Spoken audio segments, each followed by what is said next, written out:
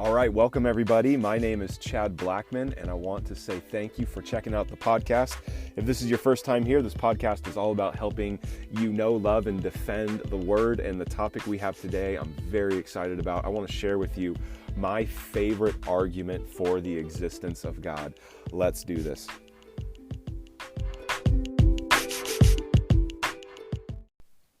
All right, everybody, I don't want to waste any time getting into it. Let's talk here about my favorite argument for the existence of God.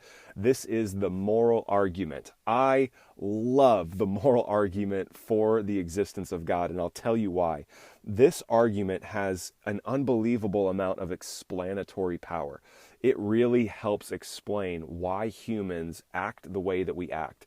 It helps explain why there are these kind of deep-seated moral instincts within us. I also love this argument because it's immensely helpful in defanging the sharp fangs of a lot of the atheistic arguments against us. This argument takes some of those razor blade sharp critiques and it just dulls the blade. It takes a lot of the bite out of some of their arguments, and I'm going to show you at the end how that works. So make sure you check this whole thing out. Let's chat here three different things. I want to try to cover three specific areas of this argument. We're going to try to keep this simple. This can get very, very philosophical. I want to just try to keep this on the bottom shelf because there's no good getting real lofty and philosophical if we can't even understand the basics of it. So let's talk about what the moral argument is. Let's talk about how atheists respond to it. And then we'll talk about why it's actually helpful, why it's actually practical and not just an intellectual exercise here. So what exactly is the moral argument? Well, here's what it isn't. The moral argument is not saying that if you're an atheist or if you're a non-believer, you can't be moral. That, of course, is craziness. There are plenty of atheists, there are plenty of non-believers out there who live very decent moral lives. It's a bad way to argue when you start attacking somebody. That's called an ad hominem argument, and that's not what the moral argument is. We're not attacking people saying that you're a horrible, sinful pagan if you don't believe in God. That's not what we're saying.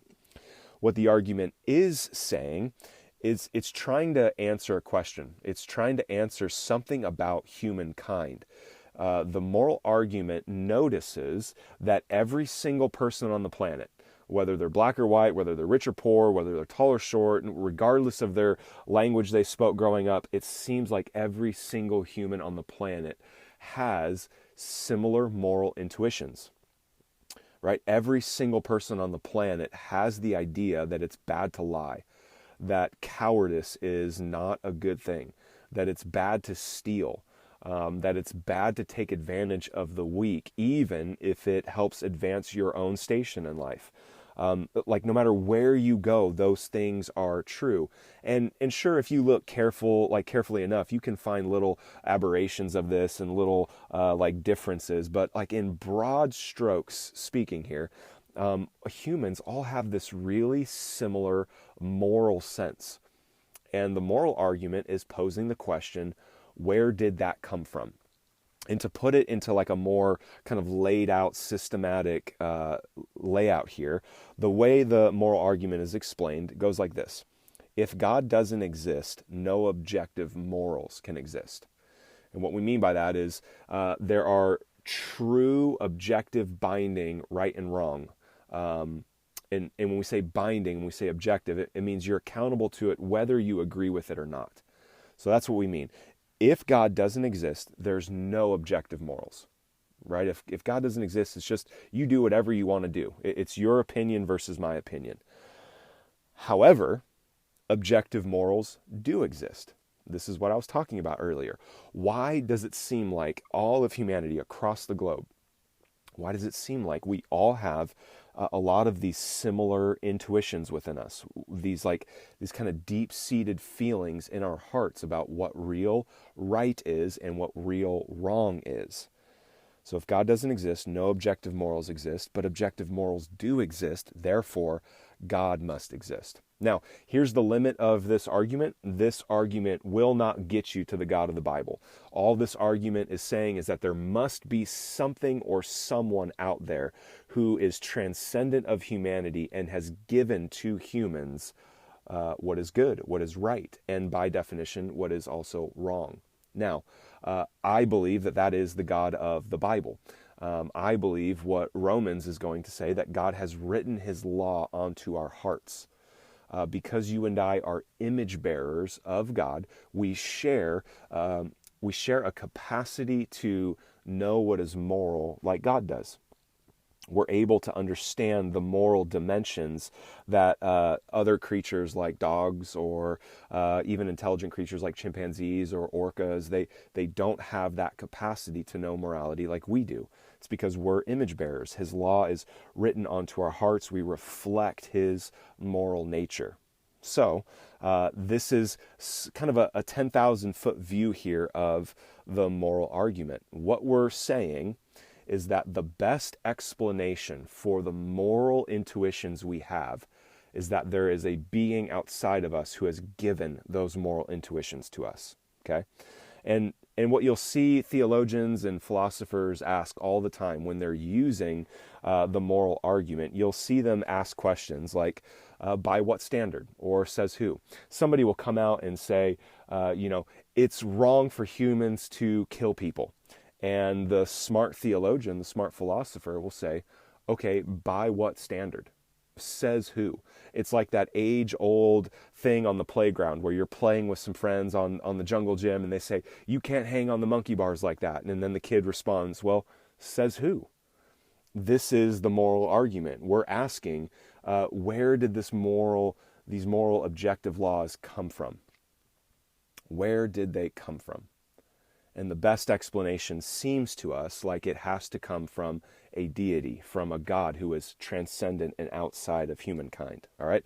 So hopefully that makes sense. This is what the moral argument is.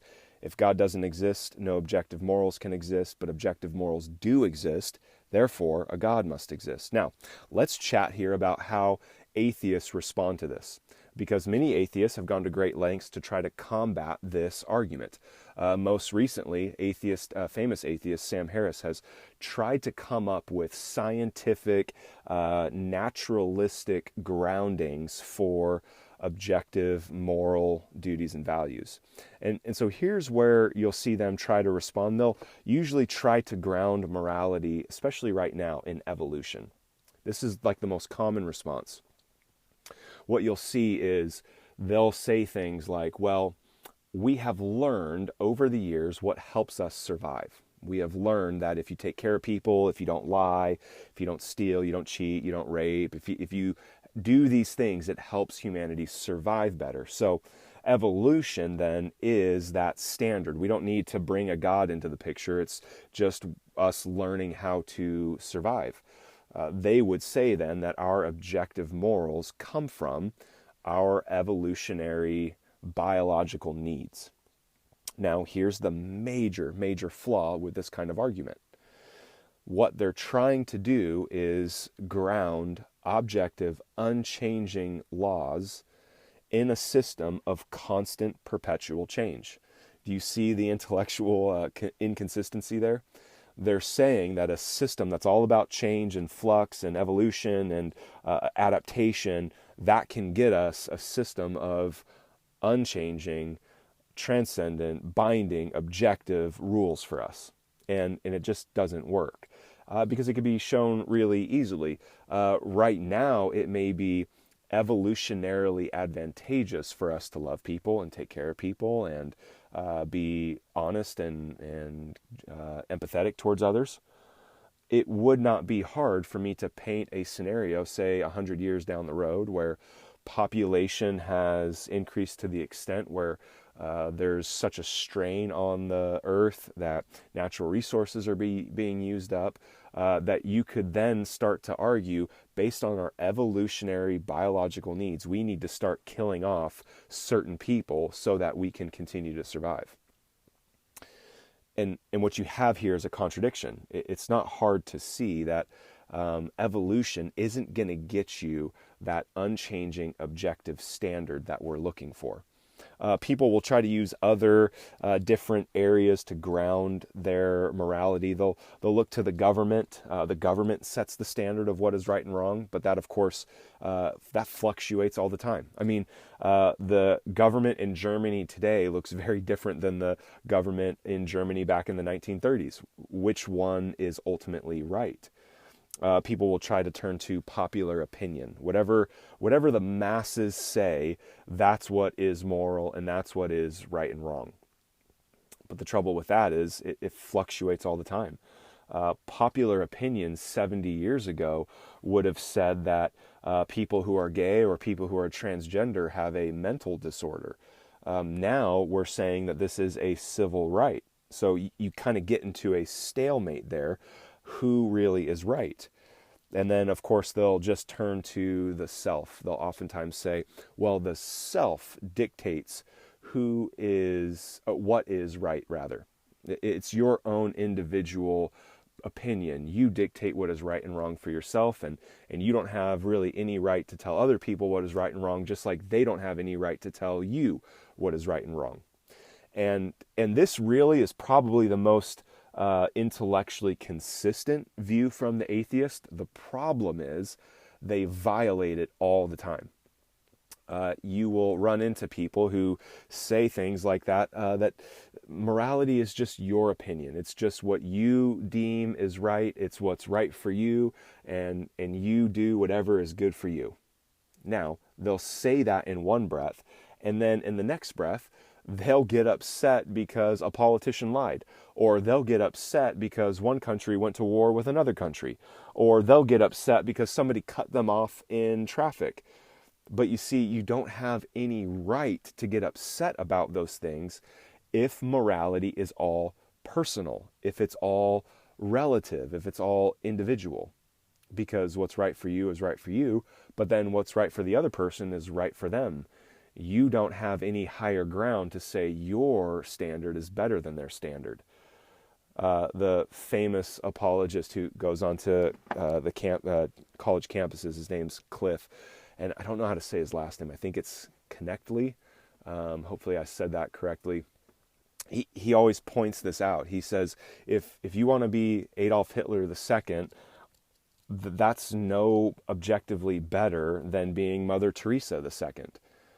Both of those are equal in an atheistic worldview. They're both exactly the same. Now, we know instinctively that that's not true. We know that Adolf Hitler was objectively evil. The point of the theist is, how do you know that? You know that because you're made in the image of God. You know that because his laws have been written onto your heart. And the best explanation for how we have this moral intuition is that God has given it to us. So this is kind of how atheists will respond usually to this argument. Like I said, this can get really philosophical. This can get really deep. I'm trying to just keep this at a level that is accessible to most people. So here's what we've covered so far. What the moral argument is. We just talked about usually how atheists will respond, and I started hinting at how those responses fail. And I want to keep that momentum going now into our last point of why this argument is so helpful.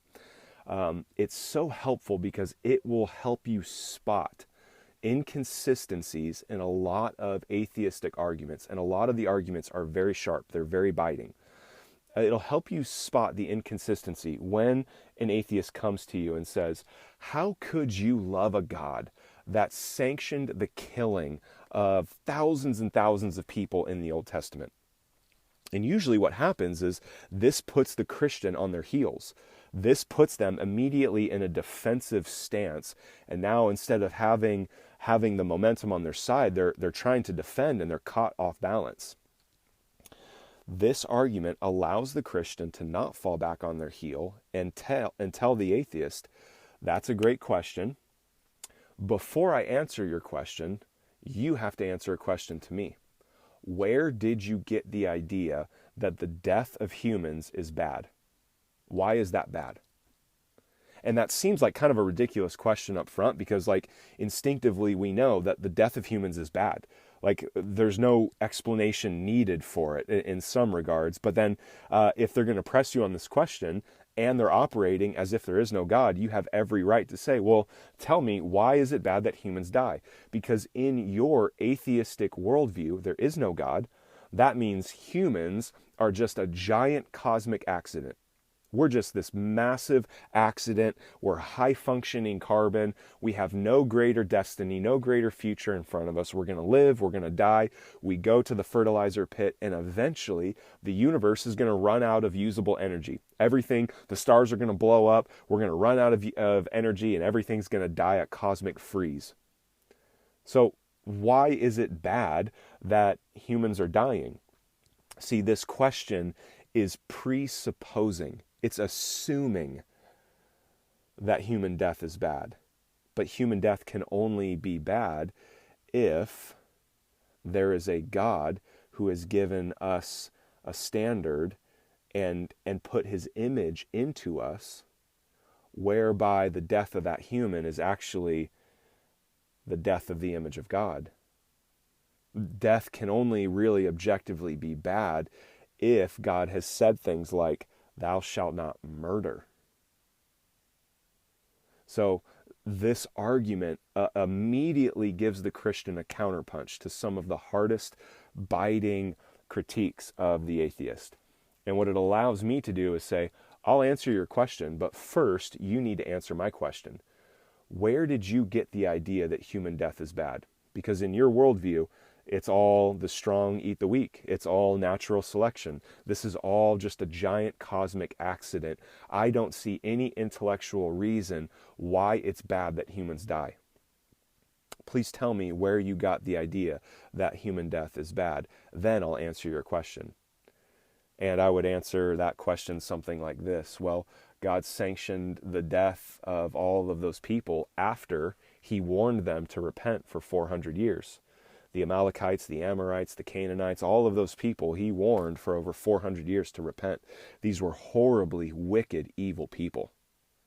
These people were heating up statues, these metal bronze statues, till they were molten hot. And then they were taking their babies and throwing their babies alive onto these statues and watching them burn and cook alive. These were very wicked people. The sexual brutality and perversion that went on within these cultures was, it was too shameful to even really talk about. And God is very clear. He will judge those who practice evil. And he used the nation of Israel to do that. And then a couple hundred years later, Israel was walking in habitual practicing sin, and God used another nation to judge them. So make no mistake, God will judge evil. But see, I have a reason, I have a grounding to be able to say this was evil, because there is a standard outside of me that defines what is evil.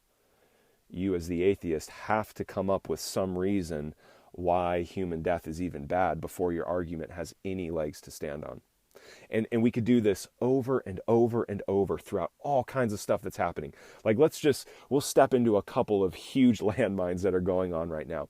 If you turn on the news, if you go onto social media, you're going to see all kinds of like catchphrases and slogans and people with posters. You'll see things like this: trans lives matter. Or you'll see something like this: Black lives matter, or female reproductive rights matter, right? Her body, her choice. You're going to see all of those different slogans and catchphrases. And what's behind those slogan and catchphrases is an objective appeal. They're saying trans lives matter. The argument then, with that sign being held in the crowd, that person who's chanting that phrase, they're saying this is objective, this is binding over you whether you agree with it or not. Trans lives matter. Now, the Christian has the luxury to go, okay, tell me where you got that standard. Tell me where you got the idea that trans lives matter.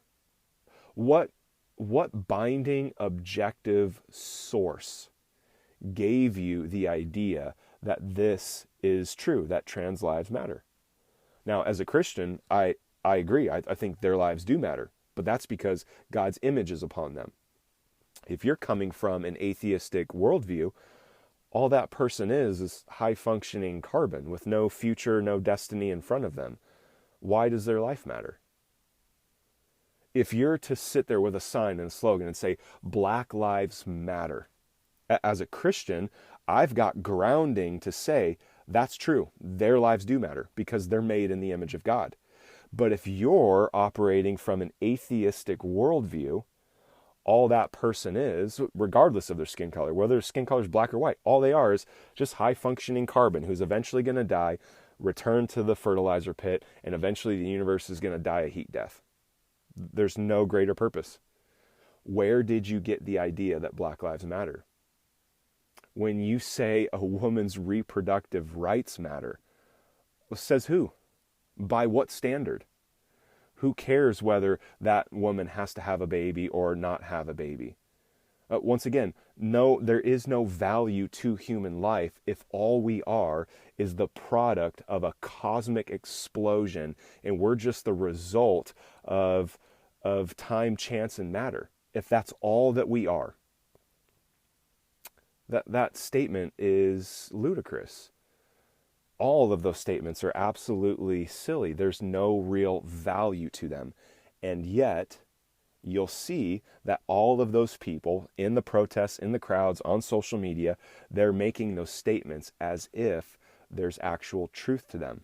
The reason why they're doing that is because they feel that moral intuition within them. They feel the law of God written onto their hearts.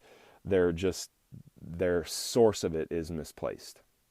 And once again, what this allows the Christian to do is kind of survey the landscape of all these things that are happening and help make sense of those claims. It helps Christians go, oh, okay, well, they're making an objective statement here, but they don't have any objective grounding for that statement. Whereas I, as a Christian, I have an objective standard I can appeal to. I have the intellectual high ground here because I can appeal to something that helps explain where these moral intuitions come from. And this is why I love this argument so much. I love it because it helps me spot where so many of the inconsistencies are in people's arguments. And it helps me then realize that as a Christian, I have good reason, I have good intellectual explanatory power to show this is why we have these kind of moral drifts in us, these moral instincts within us. And I just love it for that because I don't know about you, but like when guys like Richard Dawkins and Christopher Hitchens, especially back in the early 2010s, when those guys were coming out and writing a lot of their books, some of their arguments were just really, really devastating. Some of their critiques, Christopher Hitchens was huge on this. This guy would critique Christianity, and he almost always took the approach of showing how Christianity had moral defects in it, how Christianity did all of these horrible atrocities. And it was really intelligent theists like Doug Wilson, William Lane Craig. These guys responded by saying, okay, you have all these biting moral objections. Where did you get your objective moral standard by which you can indict God?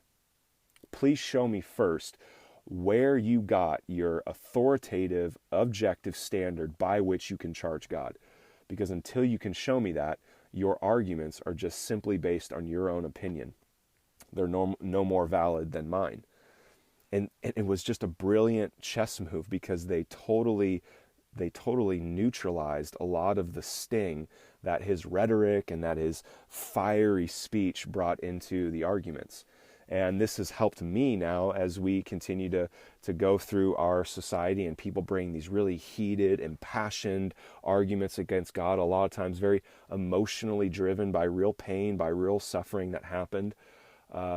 But of course, if you're bothered by suffering and pain, you have to ask, why? Why am I bothered by suffering and pain? If I'm just high functioning carbon, I shouldn't be bothered by this, and yet I am. And so if I am, that must mean there's something deeper within me that cannot be explained by scientific atheistic naturalism. There must be a moral sensibility in me that was given from God. There must be something outside of me that has put into my heart and soul what is good and what is bad. And if that's not the case, man, you just run into a lot of difficulties trying to explain why we think things are right and wrong. So I'm going to stop talking because this has been long enough. I do hope that this has been maybe clarified a little bit. And I do hope that as you go now about your life and about your the rest of your day and week here, I pray that maybe as you're scrolling through social media, maybe as you're watching the news and you see people kind of making these charges against God, I hope that this phrase would come to mind. Where did you get that standard? How do you know what is right and wrong if it wasn't from God? Where did you come up with this objective standard to charge God against? Because that's the real power of the moral argument. It allows you to be able to defang some of these really biting critiques against God. And I hope that would encourage you. I hope that as you see some of these things out there in the world, that this would be a shield, would be something that would block some of those critiques. So that's all I got. Thank you for listening, and I will see you on the next podcast. God bless.